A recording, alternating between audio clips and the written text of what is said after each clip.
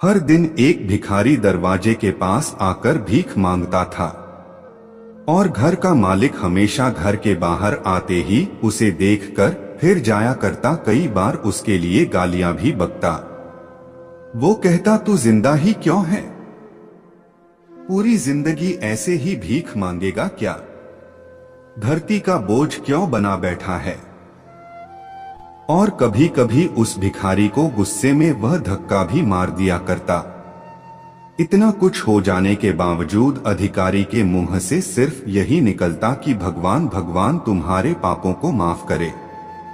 एक बार सेठ को धंधे में बड़ा नुकसान होने की खबर मिली। सेठ बहुत परेशान था कि तभी उसके दरवाजे पर वही भिखारी आया। गुस्से में अपना आपा खोते हुए सेठ ने उस भिखारी को पत्थर दे मारा।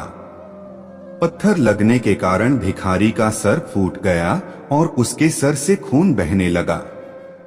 फिर भी दर्द से कराहते हुए भिखारी ने इतना ही कहा, भगवान तुम्हारे पापा को माफ करे। भिखारी वहां से चला गया। सेठ सोच में पड़ गए। भिखारी को पत्थर मारा, फिर भी उसने सिर्फ प्रार्थना की। सेठ का गुस्सा शांत हुआ। शेर का मन शांत हुआ भिखारी का रहस्य जानने के लिए। सेठ ने भिखारी का पीछा करना शुरू कर दिया। भिखारी जहां जहां जाता सेठ उसके पीछे जाता। सेठ ने देखा कि कोई उसको खाना देता, कोई उसको मारता, कोई अपमानित करता तो कोई गाली देता। लोग भिखारी के साथ चाहे जैसा व्यवहार करते, लेकिन भिखारी सबके लिए एक ही प्रार्थना करता, भगवान तुम्हारे पाप माफ करें। अब रात होने को आई थी। भिखारी अपने घर जाने के लिए लौटा। वो अपने घर पहुंच गया, लेकिन सेठ अब भी उसका पीछा कर ही रहा था।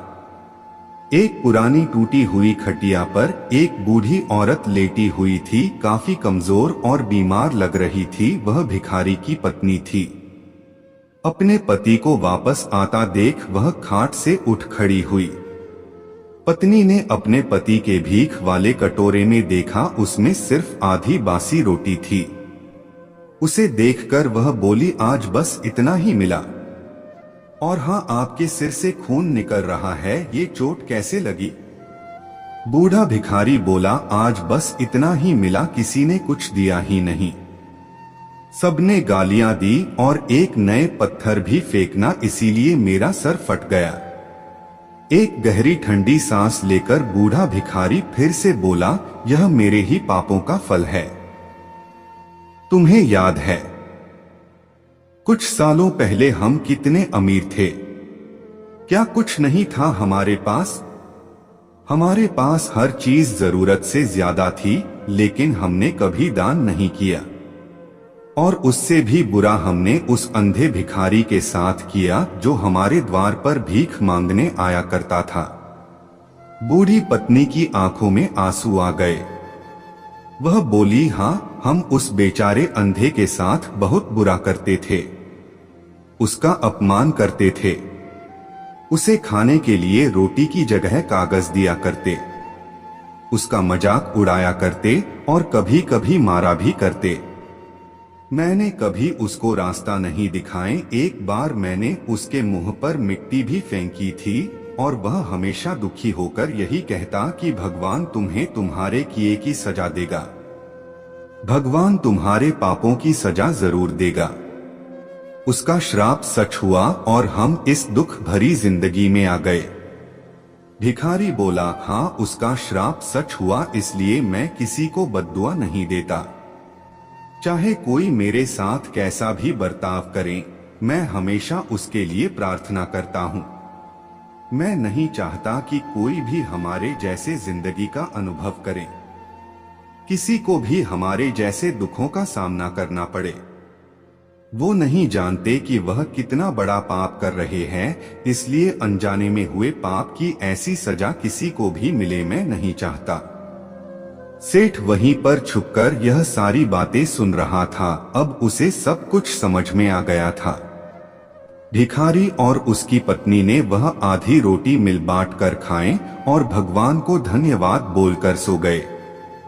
अगले दिन बड़ा भिखारी फिर से भीख मांगने गया। सेठ के घर के पास जाते हैं। सेठ ने पहले से गरम रोटियां उसके लिए निकाल कर रखी थी। उसे देते हुए सेठ विनम्रता से बोला, माफ कर दीजिए बाबा, उसे बहुत बड़ी गलती हो गई। बूढ़ा भिखारी बोला, भगवान तेरा भला करे। इतना कहकर वह आगे निकल गया। इस कहानी से जो सीख लेने लायक है वह बड़ी ही सिंपल है कि आदमी चाहे किसी के बारे में बुरा कहे या भला करे, लेकिन भगवान सिर्फ कर्म के हिसाब से उसको फल देता है। क्या हुआ अगर भगवान नहीं दिखता है, लेकिन यह बात बिल्कुल सच है, उसके खाते में सबका हिसाब बहुत बहुत पक्का होता है। इसलिए जब किसी के लिए कुछ भी करो तो अच्छा ही करो।